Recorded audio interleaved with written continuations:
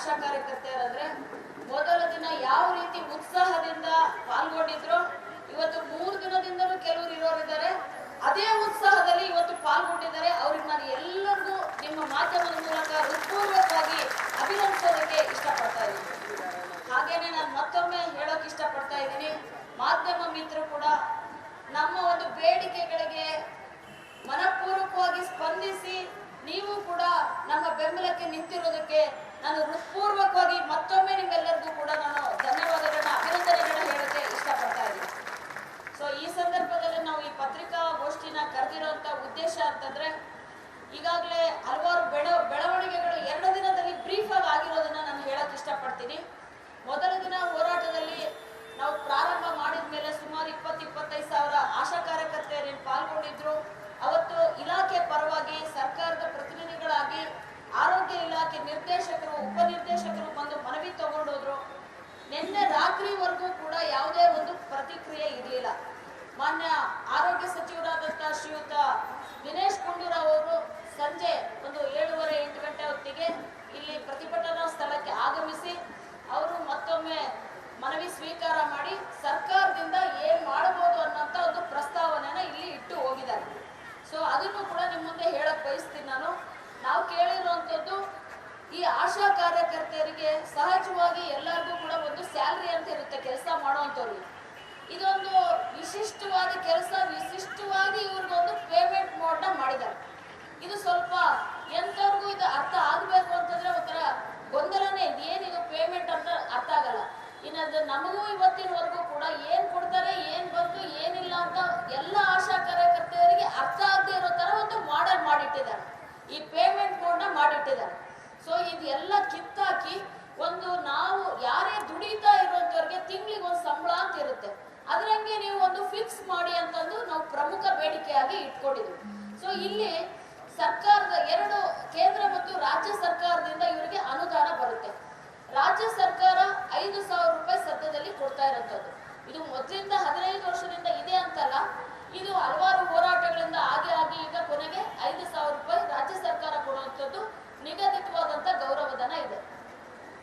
ಇದು ನಿಗದಿತವಾಗಿ ಆಶಾ ಕಾರ್ಯಕರ್ತೆಯರಿಗೆ ಬರ್ತಾ ಇದೆ. ಇದ್ರ ಬಗ್ಗೆ ಯಾವುದೇ ನಾವು ಗೊಂದಲ ಇಲ್ಲ, ಹಾಗೇನೆ ಚೆನ್ನಾಗಿ ಬರುತ್ತೆ ಅಂತ ಕೂಡ ಹೇಳಕ್ಕೆ ನಾನು ಇಷ್ಟಪಡ್ತೀನಿ.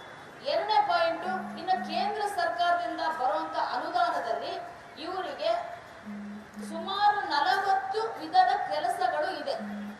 ಅವರು ಲೆಕ್ಕ ಹಾಕಿರೋದು 40, ಇನ್ನೂ 40 ಎಕ್ಸ್ಟ್ರಾ ಮಾಡ್ತೀವಿ, ಅದು ಬೇರೆ. ಇಲಾಖೆ ಕೆಲಸ, ಇಲಾಖೇತರ ಕೆಲಸಗಳು ಕೂಡ ನಮ್ಮ ಹತ್ರ ಮಾಡಿಸ್ತಾರೆ. ಅದನ್ನ ಪಕ್ಕಕ್ಕಿಟ್ಟು ನಾನು ಮಾತಾಡ್ತೀನಿ.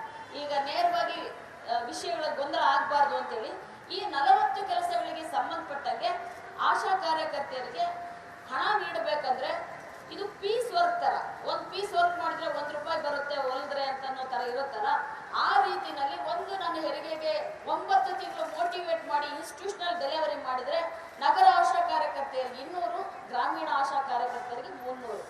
ಈ ರೀತಿ ಒಂದು ಅವರಿಗೆ ಪ್ರೋತ್ಸಾಹಧನ ಮಾದರಿ ಇದೆ. 200, 100, 50 ರೂಪಾಯಿ. ಇದು ತಿಂಗಳು ಪೂರ್ತಿ ನಾವು ಮಾಡುವಂತ ಕೆಲಸಗಳನ್ನ ಒಂದು ಪೋರ್ಟಲ್ ಮಾಡಿದ್ದಾರೆ ರಾಜ್ಯ ಸರ್ಕಾರ, ಆಶಾ ಸಾಫ್ಟ್ ಅಂತ ಮಾಡಿ ಅದರ ಮೂಲಕ ಎಂಟ್ರಿ ಆಗಿ ಆ ತಿಂಗಳದ ಎಲ್ಲ ವರದಿ ತಗೊಂಡು ಅದ್ರ ಪ್ರಕಾರ ನಮಗೆ ಹಣ ಕೊಡ್ತಾ ಇದೆ. ಇಲ್ಲಿ ಇರುವಂತದ್ದು ಬಹಳ ಸಮಸ್ಯೆ, 8 ವರ್ಷದಿಂದ ನಾವು ಹೊಡೆದಾಡ್ತಾ ಇರೋದು. ಈ ಪೋರ್ಟಲ್ ಅಲ್ಲಿ ಸರಿಯಾಗಿ ಅಪ್ಲೋಡ್ ಮಾಡೋದಿಲ್ಲ, ಅಪ್ಲೋಡ್ ಮಾಡಿದ ಮೇಲೆ ಅದನ್ನ ವೆರಿಫಿಕೇಶನ್ ಆಗಲ್ಲ, ಅದು ಶೋ ಆಗಲ್ಲ. ಈ ತರ ವಿಧ 20 ಸಮಸ್ಯೆಗಳು ಇದೆ. ಟೆಕ್ನಿಕಲ್ ಪ್ರಾಬ್ಲಮ್ ಇದೆ, HR ಪ್ರಾಬ್ಲಮ್ ಇದೆ, ಹ್ಯೂಮನ್ ರಿಸೋರ್ಸ್ ಕೂಡ ಸಫಿಶಿಯಂಟ್ ಇಲ್ಲ. ಸೊ ಹೀಗಾಗಿ ನಮಗೆ ದುಡಿದಷ್ಟು ಹಣ ಬರ್ತಾ ಇಲ್ಲ. ನಿಮಗೆ ಗೊತ್ತಿರೋ ಹಂಗೆ ನಾವು ಕೆಲಸ ಮಾಡಿರೋದನ್ನ ಬೇರೆಯವರು ಫೀಡ್ ಮಾಡಿದ್ರೆ ನಮಗ್ ಬರುತ್ತೆ, ಇಲ್ಲ ಅಂದ್ರೆ ಇಲ್ಲ. ಎತ್ತಿಗೆ ಜ್ವರ ಬಂದ್ರೆ ಎಮ್ಮೆಗೆ ಬರೆ ಕೊಟ್ಟಂತ ಪರಿಸ್ಥಿತಿ ನಮಗೆ. ಸೊ ಹೀಗಾಗಿ ನಾವು ಇದೆಲ್ಲ ಬೇಡ, ಗೊಂದಲಗಳು ನೀಟಾಗಿ ಒಂದು ಫಿಕ್ಸ್ ಮಾಡಿ ಕೊಡಿ ಅಂತ ಕೇಳ್ತಾ ಇದ್ದೀವಿ. ಫಿಕ್ಸ್ ಕೆಲಸಗಳಿದೆ 40, ಆ ಕೆಲಸ ಮಾಡಿಸ್ಕೊಳ್ಳಿ, ಫಿಕ್ಸ್ ಕೊಡಿ ಅನ್ನೋದು ನಮ್ಮ ಒಂದು ಬೇಡಿಕೆ ಆಗಿದೆ. ನಿನ್ನೆ ಮಾನ್ಯ ಸಚಿವರು ಏನ್ ಹೇಳಿದ್ರು, ನಾವು ಕೇಳಿರುವಂತ 15,000 ರೂಪಾಯಿ ಬದಲಾಗಿ ಅವರು 9,500 ರೂಪಾಯಿ ಕೊಡ್ತೀವಿ. 9,500 ಅದು ಫಿಕ್ಸ್ ಅಲ್ಲ. ಅದನ್ನ ಯಾವ ರೀತಿ ಅಂದ್ರೆ, ಇದು ಎಲ್ಲೂ ಇಲ್ಲ, ಕ್ರೆಡಿಟ್ ಕಾರ್ಡ್ ಅಲ್ಲಿ ಮೊದಲು ಖರ್ಚು ಮಾಡಿ ನಾವು ದುಡ್ಡು ಕೊಡ್ತೀವಲ್ಲ, ಆ ರೀತಿನಲ್ಲಿ ಮೊದಲಿಗೆ 9,500 ನಾವು ಅವ್ರು ಕೊಡ್ತಾರಂತೆ. ಮುಂದಿನ ತಿಂಗಳು ನಾನ್ ಮಾಡಿರೋ ಕೆಲಸ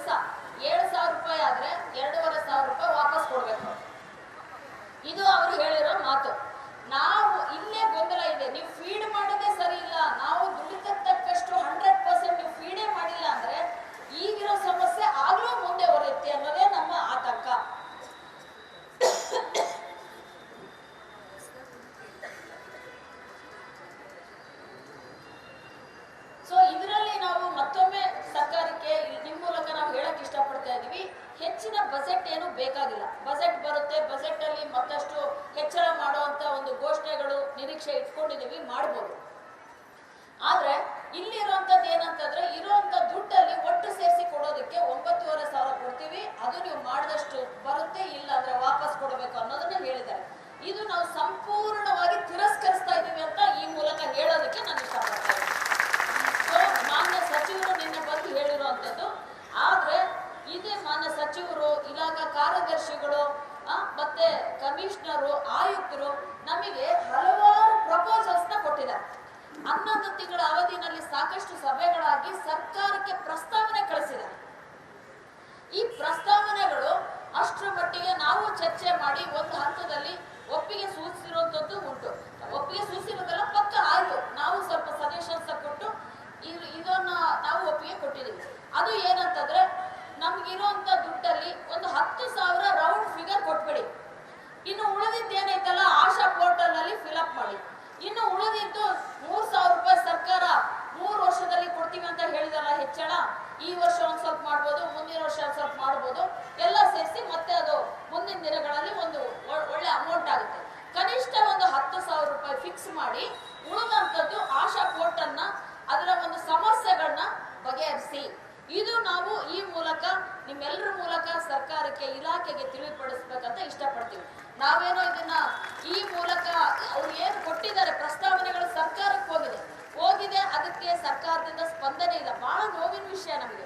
ಪ್ರತಿ ಬಾರಿ ಹೋದಾಗೆಲ್ಲ ಒಂದು ಪ್ರಸ್ತಾವನೆ ಮಾಡ್ಕೊಡ್ತಾರೆ, ತಿಂಗಳಗಟ್ಲೆ ಕಾಯ್ತೀವಿ, ಉತ್ತರ ಇಲ್ಲ. ನೀವು ಮಾಡಿರುವಂತ ಪ್ರಸ್ತಾವನೆಗೆ ನಮ್ಮ ಒಪ್ಪಿಗೆ ಕೂಡ ನಾವು ಕೊಟ್ಟಿರುವಂತದ್ದು ಏನಿದೆ ಇದನ್ನ ಜಾರಿ ಮಾಡಿ ಅಂತೇಳಿ ನಾವು ಆಗ್ರಹ ಮಾಡ್ತಾ ಇದ್ವಿ. ಸೊ ಹಾಗೇನೆ ನಾನು ಮತ್ತೊಮ್ಮೆ ಹೇಳಕ್ ಇಷ್ಟಪಡ್ತಾ ಇದ್ದೀನಿ, ನಾವು ಈಗಾಗಲೇ ಘೋಷಣೆ ಮಾಡಿರೋಂಗೆ ನಮಗೆ 8 ವರ್ಷಗಳಿಂದ ಅನ್ಯಾಯ ಆಗ್ತಾ ಇದೆ. ಕೋಟ್ಯಾಂತರ ರೂಪಾಯಿಗಳು ಆರ್ಥಿಕ ನಷ್ಟನ ನಾವು ಅನುಭವಿಸಿದೀವಿ. ಸೊ ಈ ಹಿನ್ನೆಲೆಯಲ್ಲಿ ನಾವಿವತ್ತು ಈ ಒಂದು ಸಮಸ್ಯೆಗಳಿಗೆ ಒಂದು ಪರಿಹಾರ ಬೇಕು ಅಂತ ಬಂದಿದ್ದೀವಿ. ಇದಕ್ಕೆ ಸ್ಪಷ್ಟ ಉತ್ತರ ಕೊಡಬೇಕು ಅನ್ನೋದು ನಮ್ಮ ಆಶಯ. ಯಾವುದೇ ಹಠ ಇಲ್ಲ. ನಾವು ಶಾಂತ ರೀತಿಯಿಂದನೇ ಬಹಳ ಅತ್ಯಂತ ಶಿಸ್ತಿಂದ 3 ದಿನ ನೀವು ಹೋರಾಟ ಮಾಡ್ತೀರಂತ ಎಲ್ರ ಬಾಯಲ್ಲೂ ಬಂದಿದೆ. ಅದನ್ನ ನಾವು ಮುಂದುವರಿಸ್ತೀವಿ ಅಂತ ನಾವು ಈ ಮೂಲಕ ಹೇಳಕ್ಕೆ ಇಷ್ಟಪಡ್ತೀನಿ ನಾನು. ಸೊ ಈ ಸಂದರ್ಭದಲ್ಲಿ ಸರ್ಕಾರ, ಮಾನ್ಯ ಸಚಿವರು, ಕೂಡಲೇ ಮಾನ್ಯ ಮುಖ್ಯಮಂತ್ರಿಗಳು ಕೂಡ ಇಂಟರ್ಫಿಯರ್ ಆಗಿ ಈ ಒಂದು ಸಮಸ್ಯೆನ, ಈ ಗಂಭೀರತೆನ ಅರ್ಥ ಮಾಡಿಕೊಂಡು ಕೂಡಲೇ ಬಗೆಹರಿಸಬೇಕಂತ ಹೇಳಿ ನಾವು ಮನವಿ ಮಾಡ್ತಾ ಇದೀವಿ.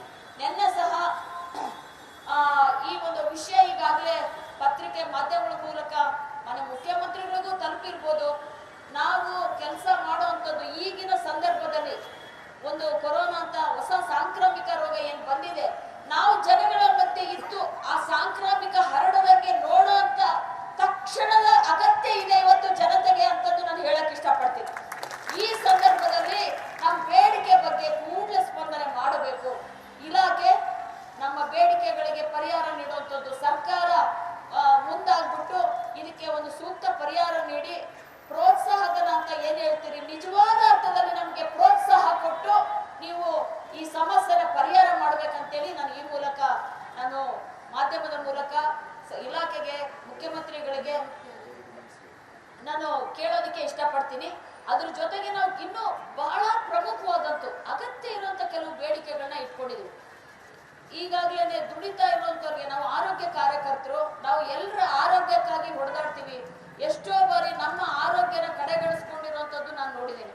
ಹಗಲು ರಾತ್ರಿ ನಾವು ಏನು ಸರ್ವೆ ಮಾಡ್ತೀವಿ, ಕರೆದಾಗ ಹೋಗ್ತೀವಿ. ಎಷ್ಟೋ ಆಶಾ ಕಾರ್ಯಕರ್ತೆಯರಿಗೆ ಹಾರ್ಟ್ ಅಟ್ಯಾಕ್ ಆಗಿರ್ಬೋದು, ಅಥವಾ ಮುಂಚೆ ಸ್ವಲ್ಪ ಕೇರ್ ತಗೊಂಡಿದ್ರೆ ಬದುಕ್ತಾ ಇದ್ರು.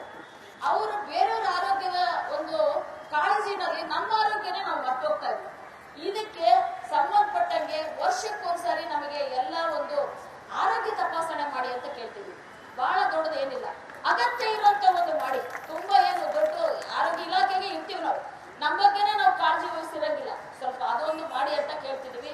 ನಿವೃತ್ತಿ ಆದ್ಮೇಲೆ ಪಶ್ಚಿಮ ಬಂಗಾಳ ರಾಜ್ಯದಲ್ಲಿ 5 ಲಕ್ಷ ರೂಪಾಯಿ ಇಡಿಗಂಟು ಕೊಡ್ತಾರೆ. ಬೇರೆ ರಾಜ್ಯಗಳನ್ನ ನೀವು ವಿವಿಧ ವಿಷಯಗಳಿಗೆ ಸಂಬಂಧಪಟ್ಟಂಗೆ ರೆಫರ್ ಮಾಡ್ತಿರ್ತೀರಲ್ಲ, ನಾವು ಒಂದು ರಾಜ್ಯನ ರೆಫರ್ ಮಾಡ್ತೀವಿ, 5 ಲಕ್ಷ ಅಲ್ಲಿ ಕೊಡ್ತಾರಲ್ಲ, ನೀವು ಕೊಡಿ ಅಂತ ಕೇಳ್ತಾ ಇದೀವಿ. 3ನೇ 4ನೇ ಬೇಡಿಕೆಯಾಗಿ ಈಗಿರುವಂಥದ್ದು 20,000. ಅದು ಕೂಡ ಯಾರಿಗೂ ಎಷ್ಟೋ ಜನಕ್ಕೆ ಬರಲ್ಲ. ಎಷ್ಟೋ ಜನ ಕೆಲಸ ಬಿಟ್ಟು ಹೋಗಿದ್ದಾರೆ ಇಷ್ಟು ವರ್ಷ ಆದಮೇಲೆ, ಅಥವಾ ವಯಸ್ಸಂತ ಆದಮೇಲೆ ಬಿಟ್ಟು ಹೋಗಿದ್ದಾರೆ. ಸೊ ಈ ಎಲ್ಲದಕ್ಕೂ ಆ 20,000 ಬಂದಿಲ್ಲ ಅನ್ನೋದು ಅದೊಂದು ದೊಡ್ಡ ಪಟ್ಟಿನೇ ಇದೆ. ಪಾಪ ಬಿಟ್ಟು ಹೋಗೋದು ಜಿಲ್ಲಾವಾರು ಒಂದು ಲಿಸ್ಟ್ ಕೊಡ್ತಾರೆ. ಇಲ್ಲಿವರೆಗೂ ಅದು ಯಾರಿಗೆ ಬಂದಿದೆಯೋ ನಮಗೂ ಗೊತ್ತಿಲ್ಲ. ಹೆಸರಿಗಷ್ಟೇ ಆದೇಶ ಆಗ್ತಾ ಇದೆ. ಅದು ಬಿಟ್ಟು ಬಹಳ ಮುಖ್ಯವಾಗಿ ನಮ್ಗೆ ತೀವ್ರವಾದಂತ ಒಂದು ರೋಗ ಬಂದಾಗ ಒಂದು ರಜೆ ಅನ್ನೋದಿಲ್ಲ. 24/7 108 ಅನ್ನೋ ತರ ನಮ್ಮನ್ನ ಪರಿಗಣಿಸಿದ್ದಾರೆ. ಖಂಡಿತವಾಗ್ಲೂ ನಾವು ಮಾಡೋಂಥ ಕೆಲಸನೂ ಅಂಥದ್ದೇ ಇದೆ, ನಾವು ಮಾಡ್ತೀವಿ. ಆದ್ರೆ ನಮಗೂ ಕೂಡ ಕುಟುಂಬ ಇದೆ. ಯಾರೋ ಸತ್ರು ಬದುಕಿದ್ರು ಅಂದ್ರೂ ಕೂಡ ನಮಗೊಂದು ರಜೆ ಇಲ್ಲ. ಅದು ಪಕ್ಕಕ್ಕೆ ಇಟ್ಬಿಡಿ ಹೋಗ್ಲಿ. ನಾನು ಆರೋಗ್ಯ ಸರಿ ಇಲ್ಲ, ತೀವ್ರವಾದಂತ ರೋಗ, ಒಂದು 15 ದಿನ ತಿಂಗಳು ರೆಸ್ಟ್ ಕೊಟ್ಟು ಕೇಳಿದರೆ ಡಾಕ್ಟರ್ ಅಂತ ಮೆಡಿಕಲ್ ಸರ್ಟಿಫಿಕೇಟ್ ತಗೊಂಬಂದ್ರು ಕೂಡ ಅದೇನ್ ಮಾಡ್ತೀಯೋ ಗೊತ್ತಿಲ್ಲ, ಕೆಲ್ಸಕ್ಕೆ ಬಾ, ಇಲ್ಲ ಅಂದ್ರೆ ಈ ತಿಂಗಳು ಪೇಮೆಂಟ್ ಇಲ್ಲ ಅಂತ ಹೇಳ್ತಾರೆ. ಇದನ್ನ ನಾವು ದಯವಿಟ್ಟು ನಾನು ಎಲ್ಲರಿಗೂ ಈ ಒಂದು ಮೂಲಕ ನಾನು ಕೇಳ್ಕೊತೀನಿ ಇಲಾಖೆಗೆ, ನಮ್ಮನ್ನು ಮನುಷ್ಯರು ಅಂತ ಪರಿಗಣಿಸ್ರಿ. ನಮ್ಮ ಆರೋಗ್ಯನ ನೀವು ಕಾಪಾಡಿದ್ರೆ ಇಡೀ ಊರ್ನ ಆರೋಗ್ಯ, ರಾಜ್ಯದ ಆರೋಗ್ಯ ಕಾಪಾಡ್ತೀವಿ ಅಂತ ಹೇಳೋಕೆ ನಾನು ಈ ಮೂಲಕ ಇಷ್ಟಪಡ್ತಾ ಇದ್ದೀನಿ. ಇದನ್ನ ಕನಿಷ್ಠ ಮ್ಯಾಕ್ಸಿಮಮ್ ಕೆಲವೊಂದು ರೋಗಗಳಿಗೆ ಸ್ವಲ್ಪ ಲಾಂಗ್ ರೆಸ್ಟ್ ಬೇಕಾಗುತ್ತೆ, ಒಂದು 3 ತಿಂಗಳ ಅವಧಿ ಮ್ಯಾಕ್ಸಿಮಮ್. ಅದಕ್ಕೆ ಒಂದು ಆ ರೋಗದ ತೀವ್ರತೆ ನೋಡಿಬಿಟ್ಟು ಅವರು ಲೀವ್ನ ಸ್ಯಾಂಕ್ಷನ್ ಮಾಡಬೇಕು. ವಿತ್ ಗೌರವಧನ ಏನಿದೆ ಅದನ್ನ ಕೊಡಬೇಕು ಅನ್ನೋಂಥದ್ದು. ಅದ್ರ ಜೊತೆಗೇನೆ ಇನ್ನೂ ಒಂದೆರಡು ಸಣ್ಣ ಪುಟ್ಟ ಬೇಡಿಕೆಗಳು ನಮ್ದು ಏನಿದೆ, ಮೊಬೈಲ್ ಕೆಲಸ ಬಹಳ ಮುಖ್ಯವಾಗಿ, ಸಣ್ಣದಲ್ಲ, ಇದೊಂದು ದೊಡ್ಡ ದೆವ್ವನೇ ಆಗ್ಬಿಟ್ಟಿದೆ ನಮ್ಗೆ. ಏನಾಗಿದೆ ಅಂತಂದ್ರೆ ಮೊಬೈಲೇ ಕೊಟ್ಟಿಲ್ಲ, ಅಂಗನವಾಡಿಯವರಿಗೆ ಕೊಟ್ಟಿದ್ದಾರೆ, ನೋಡಿದ್ದೀರಿ ನೀವು. ನಮಗೆ ಮೊಬೈಲ್ ಇಲ್ಲ, ಮೊಬೈಲ್ ಕೆಲಸ ಮಾಡಿ ಅನ್ನುವಂಥದ್ದು ಒಂಥರ ಪ್ರತಿದಿನ ಅದು ಪ್ರೆಷರ್. ನಮ್ಮ ಕೆಲಸ ಅಲ್ಲೇ ಇರೋದನ್ನು ಕೂಡ ತಿಂಗಳಿಗೆ 280 ರೂಪಾಯಿ ಕೊಡ್ತೀವಿ, ನಿಮ್ಮ ಮೇಲಿರೋ ಸಿಬ್ಬಂದಿಗಳ ಕೆಲಸನ ನೀವು ಮಾಡ್ರಿ ಅಂತ ಹೇಳಿ ಒಂದು ಹೊಸ ಆದೇಶ ಮಾಡಿದ್ದಾರೆ. ಅದನ್ನ ಈ ಕೂಡಲೇ ಅದನ್ನ ಹಿಂತೆಕ್ಕೋಬೇಕು ಅನ್ನೋದು ಮತ್ತೊಂದು ಆಗ್ರಹ ಆಗಿದೆ. ಇವತ್ತಿನ ಡಿಜಿಟಲ್ ಯುಗ, ನಾನು ಒಪ್ತೀನಿ, ಇಮಿಡಿಯೇಟ್ ಆಗಿ ಕೂಡ ಎಲ್ಲ ಮಾಹಿತಿ ಹೋಗ್ಬೇಕು ಅಂತಂದ್ರೆ ನಾವು ಇಷ್ಟು ಕಡಿಮೆ ಸಂಬಳ ತಗೊಂಡವ್ರಿಗೆ ನೀವುಗಳು ಒಂದು ಸ್ಮಾರ್ಟ್ ಫೋನ್ ಕೊಡಿ, ಅದ್ರ ಜೊತೆಗೆ ಡಾಟಾ ಕೊಡಿ, ಅದ್ರ ಜೊತೆಗೆ ಮಾಡಕ್ ಆಗದೆ ಇರುವಂತ 15-20 ವರ್ಷದಿಂದ ಕೆಲಸ ಮಾಡೋ ಆಶೆಗಳಿದ್ದಾರೆ, ಅವರಿಗೆ ಪರ್ಯಾಯ ವ್ಯವಸ್ಥೆ ಮಾಡಿ. ಯಾಕಂದ್ರೆ ಅವರು ಹಗಲು ರಾತ್ರಿ ಎಷ್ಟು ನನ್ನ ಕುಟುಂಬದ ಜನ 1000 ಜನಸಂಖ್ಯೆ ಅನ್ನೋ ರೀತಿಯಲ್ಲಿ ಕೆಲಸ ಮಾಡಿದಾರೆ. ಅವ್ರ ಸೇವೆಗೆ ಒಂದು ಗೌರವ ಕೊಟ್ಟು ಪರ್ಯಾಯವಾಗಿ ಒಂದು ಸಣ್ಣ ಕೆಲಸನ ಮಾಡಿಸ್ಕೊಳ್ಳಿ. ಇದನ್ನ ಮೊಬೈಲು ಕೊಡ್ಬೇಕು. ಇದೇ ವೇದಿಕೆಯಲ್ಲಿ ಆರೋಗ್ಯ ಸಚಿವರು ಹೇಳೋದ್ರು ಮೊಬೈಲ್ ಕೊಡ್ತೀವಿ ಅಂತ, ಅದು ನಾಪತ್ತೆ, ಅದಂತೂ ಇಲ್ಲ, ವರ್ಷ ಆಯ್ತು. ಅದ್ರ ಬದಲು ಬ್ರಿಂಗ್ ಯುವರ್ ಓನ್ ಡಿವೈಸ್ ಅಂತಾರೆ, ನಮ್ಮದೇ ತರಬೇಕಂತೆ. ಇವ್ರು ಕೊಡೋಂಥ ಆ್ಯಪ್ಸ್ ಒಂದು 10-20 ಆ್ಯಪ್ಸ್ ಇದೆ, ನಾವು ಆ್ಯಪ್ ಹಾಕೊಂಡ ತಕ್ಷಣ ನಮ್ಮ ಮೊಬೈಲ್ ಆಫ್ ಹಿಂಗಾಗಿದೆ. ಸೊ ಈ ತರ ಇದ್ರೆ ನಿಮಗೆ ಬೇಕಾದಂತ ಡಿವೈಸ್ ನೀವು ಕೊಡಿಸಿ ನಿಮ್ ಕೆಲಸ ಮಾಡ್ತೀವಿ ಅಂತ ನಾವು ಹೇಳ್ತಾ ಇದೀವಿ. ಸೊ ಅದಕ್ಕೊಂದು 280 ರೂಪಾಯಿ ಕೊಡ್ತಾರಂತೆ. ನಾವು ಇನ್ನು 20,000 ಖರ್ಚು ಮಾಡಿ 4 ತಿಂಗಳ ಪೇಮೆಂಟ್ ಅದಕ್ಕೆ ಇಡಬೇಕು, ತಿಂಗಳಿಗೆ 280 ರೂಪಾಯಿ ಕೊಡ್ತಾರೆ. ಯಾವ ರೀತಿ ಇಂಥ ಆದೇಶಗಳು ಮಾಡ್ತೀರಿ? ನಾವು ಯಾವ ಕಾಲದಾಗಿದ್ದೀವಿ? ಇವತ್ತಿನ ಬೆಲೆ ಏರಿಕೆ ದಿನಗಳಲ್ಲಿ ಇದಕ್ಕೊಂದು ವ್ಯಾಲ್ಯೂ ಇದೆಯಾ ಅಂತ ನಾನು ಈ ಮೂಲಕ ಕೇಳಕ್ ಇಷ್ಟಪಡ್ತೀನಿ ನಾನು. ಸೊ ಈ ತರದೊಂದು ಹಲವಾರು ಬೇಡಿಕೆಗಳ ಜೊತೆಗೆ ನಮ್ಗೆ ಇನ್ನೂ ಒಂದು ಬಹುಮುಖ್ಯವಾದಂತಂದ್ರೆ ಕನಿಷ್ಠ